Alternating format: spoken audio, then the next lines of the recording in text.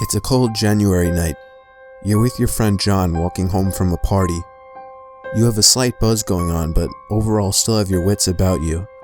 Your friend, on the other hand, is just flat out drunk, acting like a complete idiot and making tons of noise.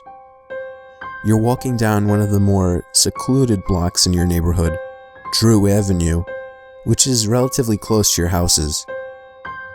Your friend starts complaining, claiming that his bladder is about to explode all of a sudden. You tell him to wait as you're almost home, but he says he can't make it. His complaining continues as you pass by a vacant house.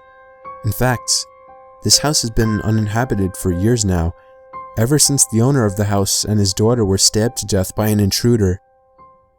Everybody in the neighborhood knows about it. It wouldn't leave the local newspapers for weeks. There have also been a disturbingly high amount of disappearances in town ever since that event, and rumors circulate that it has something to do with this house.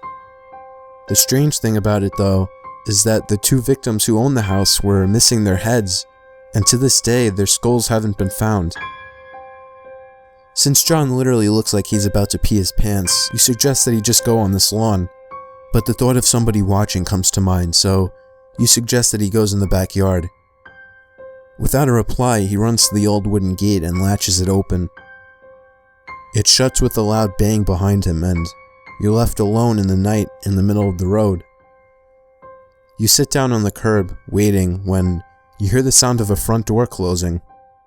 You turn around to see somebody approaching you from the neighboring house. It's an elderly woman.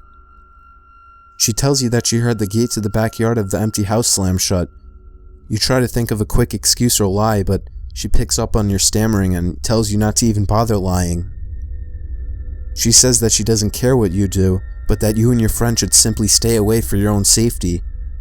After all, there have been a lot of disappearances in town lately. Something about the way she says that gives off an eerie vibe. It doesn't seem like she sincerely cares about your safety, and what the hell could she mean by that? For your own safety? You open your mouth to respond, but she gives you no time. She turns around and slowly walks back to her house, shutting the door behind her. You're left alone again by the curb, confused and creeped out.